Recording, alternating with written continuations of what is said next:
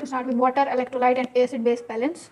Water की अगर हम बात करें तो पानी हमारे लिए बहुत जरूरी है, क्योंकि एक्वस मीडियम के अंदर सारे बायोकेमिकल रिएक्शन होते हैं। उसके अलावा वाटर जो है वो पार्टिसिपेट करता है reactant in several metabolic reaction और ट्रांसपोर्ट कराता है सॉल्यूट को, एज वी कलेक्ट करता है और हमारे पास बॉडी के टेम्परेचर को मेंटेन रखता है।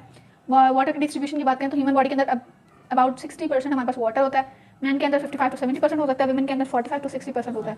एक 70 kg मैन के अंदर 42 लीटर ऑफ वाटर होता है अबाउट, जिसके अंदर से हमारे पास 28 लीटर जो होता है वो इंट्रासेलुलर होता है और 14 लीटर जो होता है वो एक्स्ट्रा सेलुलर फ्लूइड होता है। वाटर बैलेंस की अगर हम बात करें तो वाटर इनटेक हमारे पास अबाउट 2500 ml होता है, जिसके अंदर 1500 ml जो है वो हम एज ड्रिंकिंग वाटर और बेवरेजेस लेते हैं। फूड स्टफ से जो ऑक्सीडेशन से मिलता है वो 700 ml होता है। मेटाबॉलिक वाटर होता है 300 ml। इस तरह हमारे पास टोटल 2500 ml वाटर इनटेक होता है। वाटर आउटपुट जो है वो भी 2500 ml होता है। From urine about 1500 ml and skin से 450 होता है, लंग से 400 होता है, फीसेस के थ्रू 150 ml होता है। ये टोटल मिला के हो जाता है 2500। अगर ये बैलेंस डिस्टर्ब होगा तो हमारे पास डायरिया और कॉन्स्टिपेशन की कंडीशन हमें फेस करना पड़ेंगे। इसके अलावा डायबिटीज इन स्पाइडर्स की कंडीशन भी फेस करनी पड़ सकती है। इसके बाद इलेक्ट्रोलाइट बैलेंस की अगर हम बात करें तो हमारे पास 1 मोल की अगर हमने डेफिनेशन पढ़ी है तो 1 gram equivalent weight of a compound. किस तरह हम इसको डिफाइन कर सकते हैं? Weight in grams divided by that can combine and displace 1 gram of hydrogen. इसको हम कहेंगे 1 ग्राम इक्विवेलेंट वेट। इसके लिए इक्वेशन क्या है? Milliequivalent per litre equals to milligram per litre multiply हम उसको करेंगे वैलेंसी से और डिवाइड कर देंगे उसके एटॉमिक वेट से। अगर हमने निकालना हो कि सोडियम है हमारे पास 2 मिलीग्राम पर लीटर प्रेजेंट किसी भी सोल्यूशन के, तो उसके मिली इक्विवेलेंट पर लीटर अगर निकालने हैं तो हम 2 को मल्टीप्लाई करा देंगे सोडियम की वैलेंसी से जो होती है 1 और डिवाइड करा देंगे उसके एटॉमिक वेट से जो कि होता है 23। तो ये तकरीबन बन जाएगा हमारे पास 0.09 मिली इक्विवेलेंट के करीब बनेगा। 1 से थोड़ा बनेगा, ये 0.1 से थोड़ा बनेगा। बॉडी फ्लूइड्स के अंदर अगर हम इलेक्ट्रोलाइट्स की कंपोजिशन को देखें तो एक्स्ट्रा सेलुलर फ्लूइड के अंदर हमारे पास 150 मिली इक्विवेलेंट के टाइम्स होते हैं। 150 मिली इक्विवेलेंट ही हमारे पास एनाइन होते हैं, जिनके अंदर से सोडियम जो है वो एक्स्ट्रा सेलुलर फ्लूइड के अंदर ज़्यादा होता है, क्लोराइड जो है वो एक्स्ट्रा सेलुलर फ्लूइड के अंदर ज़्यादा होता है। और हमें पता है कि इंट्रा सेलुलर फ्लूइड में क्या चीज़ ज़्यादा होती है? पोटेशियम ज़्यादा होता है और मैग्नीशियम ज़्यादा होता है। और एनाइंस की अगर हम बात करें तो फॉस्फेट और बाइकार्ब्स ज़्यादा होते हैं। ये अबाउट 202 मिली इक्विवेलेंट होता है टाइम्स और anions in the intracellular fluid. फिर हमारे पास 2 डेफिनेशन आती हैं, ऑस्मोलैरिटी और ऑस्मोलैरिटी की। ऑस्मोलैरिटी का मतलब है number of moles of solute पर लीटर ऑफ सोल्यूशन और osmolarity number of moles of solute पर केजी ऑफ सोल्यूशन। ये पर लीटर ऑफ सोल्यूशन है, ये पर केजी ऑफ सोल्यूशन है, सॉल्वेंट है। इन दोनों के दरमियान में से कंसंट्रेट ज़्यादा कौन है? ऑस्मोलैरिटी। ऑस्मोलैरिटी जो है वो डाइल्यूटेड है। ऑस्मोलैरिटी ऑफ ICF और ECF की अगर हम बात करें तो ये हमारे पास मेंटेन होती है ड्यू टू वाटर। वाटर जो है वो अपने आप को, हमारे पास नेट पैसेज ऑफ वाटर जो है वो in and out of the cell 0 होता है, क्योंकि ये वाटर जो है अपने आप को बैलेंस में हमेशा रखता है, इनसाइड और आउटसाइड बराबर होता है। इलेक्ट्रोलाइट बैलेंस को हमारे पास हार्मोन्स कंट्रोल करते हैं इलेक्ट्रोलाइट और वाटर को। सबसे पहले हमारे पास हार्मोन है एल्डोस्टेरॉन। एल्डोस्टेरॉन जो है एड्रीनल कॉर्टेक्स से प्रोड्यूस होता है। ओके, तो एड्रीनल कॉर्टेक्स से हमारे पास एल्डोस्टेरॉन प्रोड्यूस होता है जो कि हमारे पास सोडियम की रीअब्जॉर्प्शन कराता है एड्रीनल ट्यूब्यूल्स के अंदर। इसके अलावा ADH जो है वो हमारे पास पोस्टीरियर पाइट्यूटरी से रिलीज होता है और ये हमारे पास प्लाज्मा की ऑस्मोलैरिटी को मेंटेन करता है और हमारे पास वाटर की रीअब्जॉर्प्शन को बढ़ाता है। इसके अलावा हमारे पास रेनिन एंजियोटेंसिन सिस्टम है, ये हमारे पास। उसके बाद हमारे पास रेनिन एंजियोटेंसिन सिस्टम जो है वो एल्डोस्टेरॉन से कंट्रोल होता है। एल्डोस्टेरॉन जो है वो हमारे पास रेनिन को रिलीज कराता है। फिर वहाँ से हमारे पास रेनिन जो है वो एंजियोटेंसिनोजन को एंजियोटेंसिन में कन्वर्ट कराता है 1 में, वो जाके हमारे पास लंग्स में एंजियोटेंसिनोजन 2 में कन्वर्ट होता है। फिर वहाँ से हमारे पास जो है वो रिलीज कराता है एल्डोस्टेरॉन को। रेनिन रिलीज होता है लो प्लाज्मा ऑस्मोलैरिटी, बीपी फॉल करने की वजह से, बीपी फॉल करता है रेनिन रिलीज होता है। रेनिन रिलीज होकर वो एंजियोटेंसिनोजन से एंजियोटेंसिन 1 बनाता है, वहाँ से 2 बनता है। 2 जो है वो रिलीज कराता है एल्डोस्टेरॉन को। एल्डोस्टेरॉन जो है वो वापस से सोडियम को रीअब्सॉर्ब करवा के तो बॉडी के फ्लूइड को नॉर्मल करने की कोशिश करता है। एल्डोस्टेरॉन और ADH कोऑर्डिनेट करते हैं रेनिन एंजियोटेंसिन सिस्टम के नतीजे में। इसके अलावा एट्रियल नाट्रियूरेटिक फैक्टर, ये हमें बस हार्ट के एट्रियम से रिलीज होता है, 28 अमीनो एसिड पे कंसिस्ट करता है और ये भी हमारे पास क्या करता है कि किडनी से GFR को बढ़ाता है और सोडियम के एक्सक्रीशन को और किडनी आउटपुट को, यूरिन आउटपुट को बढ़ाता है। ये वाइड जो सोडियम के एक्सक्रीशन को बढ़ा रहा है।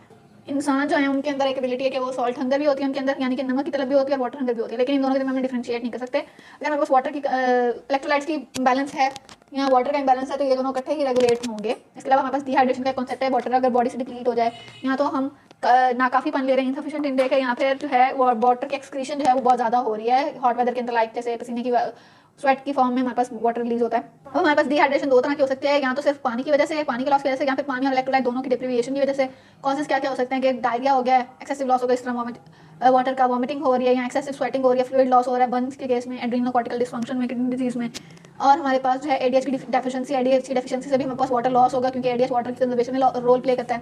फीचर्स क्या आएंगे हमारे पास डिहाइड्रेशन में? हमारे पास ये कि एक्स्ट्रा सेलुलर फ्लूइड का वॉल्यूम जो है वो कम होगा और हमारे पास इलेक्ट्रोलाइट और वाटर जो ऑस्मोटिक प्रेशर है वो हमारे पास कम हो रहा है, लेकिन इलेक्ट्रोलाइट और जो कंसंट्रेशन है, इलेक्ट्रोलाइट की कंसंट्रेशन है वो बढ़ रही है, क्योंकि पानी अगर लॉस होगा तो बॉडी के अंदर जो इलेक्ट्रोलाइट्स है वो ज़्यादा हो जाएगा तो वो उनकी कंसंट्रेशन जो है वो ज़्यादा हो जाएगी। वाटर जो है वो इंट्रासेलुलर फ्लूइड से बाहर आएगा, एक्स्ट्रा सेलुलर फ्लूइड के अंदर आएगा, जिससे हमारे पास प्रोटीन ब्रेकडाउन ज़्यादा हो जाएगी, ADH की एक्सक्रीशन ज़्यादा होगी, जिसकी वजह से हमारे पास वाटर रिटेंशन कॉज होगी और यूरिन वॉल्यूम लो हो जाएगा। उसके अलावा प्लाज्मा प्रोटीन और ब्लड यूरिया कंसंट्रेशन जो है वो ज़्यादा हो जाएगी। जैसा कि मैंने पहले कहा था कि अगर पानी ज़्यादा निकलेगा तो हमारे पास प्रोटीन पीछे रह जाएंगे तो वो ज़्यादा कंसंट्रेटेड हो जाएंगी और हमारे पास वाटर डिप्लीशन जो है वो सोडियम और पोटेशियम के लॉस के साथ भी कंपनी हो सकती है। इसके अलावा प्रिंसिपल क्लिनिकल सिम्टम्स क्या आते हैं, पल्स रेट इंक्रीज हो जाता है, ब्लड प्रेशर बीपी लो हो जाता है, आई बॉल संकन हो जाते हैं, स्किन जो है वो हमारे पास फ्लैसिड हो जाती है, lethargy, confusion and coma, pulse rate high, low BP, sunken eye balls, decreased skin अगर, lethargy, confusion and coma. Treatment की अगर हम बात करें तो हम पानी का इंटेक सिंपली बढ़ा देंगे। अगर वाटर का इंटेक नहीं बढ़ा सकते तो हम आइसोटोनिक सोल्यूशन देंगे 5% ग्लूकोज का। और अगर डिहाइड्रेशन जो है वो लॉस ऑफ इलेक्ट्रोलाइट्स के साथ है तो हम क्या करेंगे, इंट्रावेनस और ओरल रूट के थ्रू इलेक्ट्रोलाइट्स का बैलेंस भी मेंटेन करेंगे बॉडी के वाटर और इलेक्ट्रोलाइट्स को केयरफुली मॉनिटर करते हुए। अब ये एक डिजीज है कॉलरा, इसके अंदर हमारे पास ऑस्मोटिक बैलेंस और डिहाइड्रेशन होती है। वो क्यों होती है? कॉलरा जो है वो हमारे पास वाटर के थ्रू ही ट्रांसमिट होता है, वाटर, फूड और कंटेमिनेटेड जो के कंटेमिनेटेड होते हैं विब्रियो कॉलरी से। अब ये बैक्टीरिया जो है एक टॉक्सिन प्रोड्यूस करता है। वो टॉक्सिन क्या करता है कि हमारे पास स्टिमुलेट करते हैं इंटेस्टाइनल सेल्स को कि वो बहुत ज़्यादा chloride, sodium, water, bicarbonate of potassium को स्क्रीट करें इंटेस्टाइनल ल्यूमेन में। जब ये सारे आयंस आएंगे तो ऑस्मोटिक प्रेशर से वाटर को सक करेंगे अपने पास। वाटर को सक करेंगे तो डायरिया कॉज करेंगे, डायरिया कॉज करेंगे तो उसके साथ बहुत ज़्यादा पानी लॉस होगा, about 5 to 10 litre per day.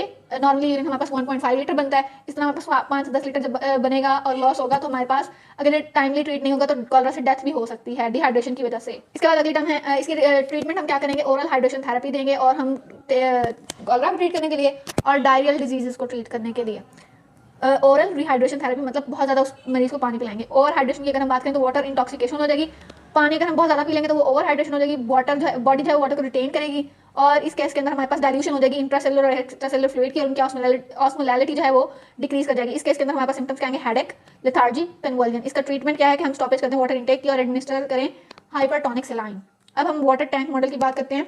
Water tank model के मुताबिक अगर हमारे पास नॉर्मली जितना हम 2500 ml वाटर ले रहे हैं उतना ही एक्सपीड हो तो नॉर्मल रहेगी बॉडी। अगर हमारे पास वाटर की इनटेक उतनी ही है लेकिन एग्जिट जो है वो ज़्यादा हो गई है, इनटेक उतनी लेकिन एग्जिट ज़्यादा हो गई तो डिहाइड्रेशन हो जाएगी, और अगर इनटेक ज़्यादा हो गई है और हमारे पास एग्जिट कम हो गया तो हमारे पास ओवर हाइड्रेशन हो जाएगी। सिंपल सा एक कॉन्सेप्ट। इसके बाद एक कंसेप्ट है एनाइन गैप का। एनाइन गैप का the difference between the total concentration of anions, measured anions and that of measured cations, यानी कि टोटल कंसंट्रेशन एनाइन और केटाइन के लाइक बॉडी के अंदर जितने भी केटाइन है उनका डिफरेंस होगा टोटल जो एनाइन है बॉडी के अंदर उसके साथ। इसको हम कहेंगे एनाइन गैप। एनाइन गैप जो है वो हमारे पास इसकी वैल्यू होती है 3 to 11 milliequivalent per litre.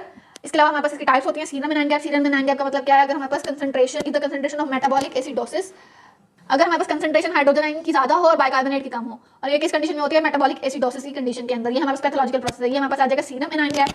इसके अलावा हमारे पास नॉर्मल एनाइन गैप की अगर हम बात करें तो इसके अंदर हमारे पास एक निमोनिक यूज होता है, फ्यूज्ड कार्ड्स। एफ से फिस्टुला, मतलब कोई अगर फिस्टुला जो पाइप्स लगाते हैं जिससे इंट्रावेनस जो देते हैं सोल्यूशन वो लगा दें। इसके अलावा यूरिटेरो इंटायरोस्टोमी। इसके अलावा हम एस से सेलाइन एडमिनिस्ट्रेशन करेंगे। ई से एंडोक्राइन जो है वो एबनॉर्मल हो, डायरिया हो उस पर्सन को, उसके अंदर कार्बोनिक एनहाइड्रेस की डेफिशिएंसी हो जाए, अमोनिया क्लोराइड जो है वो कमुलेट हो, रीनल ट्यूबुलर एसिडोसिस हो जाए, या फिर हमारे पास जो है स्पाइरोनोलैक्टोन एक ड्रग है वो एडमिनिस्टर करें तो हमारे पास नॉर्मल एनाइन गैप आएगा। हाई एनाइन गैप के अगर हमारे पास इन दोनों के दरमियान में केटाइंस और एनाइंस के दरमियान में डिफरेंस जो है वो बहुत ज़्यादा बढ़ जाएगा। वो क्यों बढ़ेगा? हमारे पास कि कैट मल्टीप्लाइज की फॉर्म में। अब ये क्या है? सी फॉर कार्बन मोनोऑक्साइड या साइनाइड या कंजेस्टिव हार्ट फेलियर हो जाए। उसके अलावा हमारे पास अमाइनो ग्लाइकोसाइड्स यानी कि गैग्स जो है वो कमुलेट हो, उसकी वजह से हाई एनाइन गैप होगा। उसके अलावा थियोफाइलिन यानी कि चाय और टॉलविन से बनेगा, मेथनॉल से, यूरिया से, और हमारे पास लैक्टिक एसिडोसिस से, एथेनॉल से यानी कि अल्कोहल से और सैलिसाइलेट्स से, पाइल्स से, कीटोएसिडोसिस से। ये मुख्तलिफ चीज़ें हैं जो कॉज कर सकती हैं हाई एनाइन गैप।